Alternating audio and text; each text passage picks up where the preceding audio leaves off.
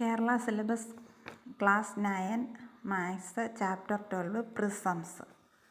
First question.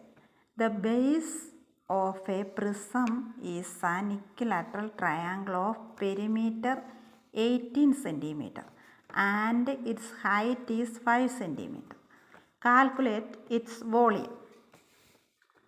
Equilateral triangle എന്ന് പറഞ്ഞാൽ 3 സൈഡും ഈക്വലായിട്ടുള്ള ട്രയാങ്കിളിനെയാണ് ഇക്വിലാറ്ററൽ ട്രയാങ്കിൾ എന്ന് പറയുന്നത്. All sides are equal.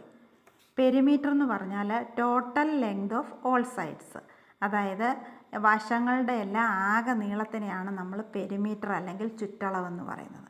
അപ്പോൾ 3 സൈഡും കൂടെ കൂട്ടുമ്പോൾ നമുക്ക് 18 കിട്ടുമെന്നാണ് ക്വസ്റ്റ്യനിൽ പറഞ്ഞേക്കുന്നത്. അതായത് ഒരു സൈഡ് എ ആണെങ്കിൽ a + a + a 3a is equal to 18 cm. അതിൽ നിന്ന് എ എങ്ങനെയാണ് കണ്ടുപിടിക്കുന്നതെന്ന് ചോദിച്ചാൽ 3a എന്ന് പറഞ്ഞാൽ 3 × a എന്നാണ്. അതായത് മൾട്ടിപ്ലിക്കേഷനാണ്.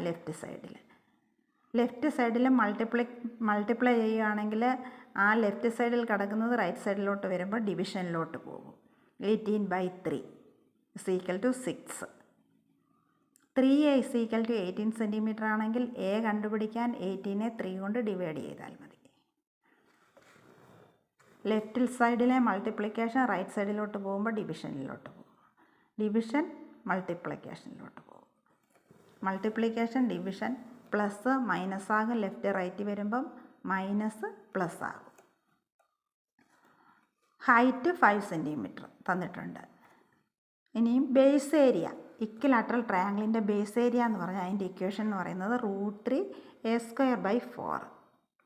√3 നമുക്കറിയാം.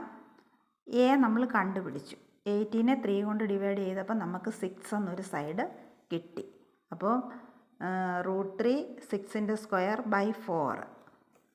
√3 × 6 × 6 36/4.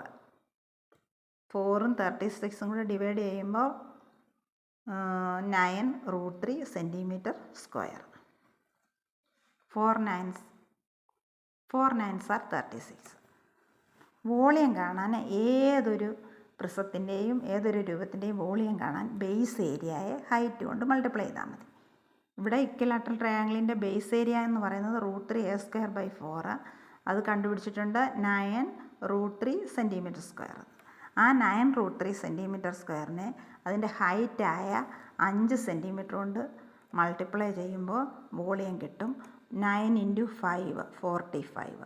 √3 ഒന്നും ചെയ്യാൻ പറ്റത്തില്ല, അതേപോലെ എഴുതി വയ്ക്കുന്നു. cm³ യൂണിറ്റ് എഴുതുന്നു.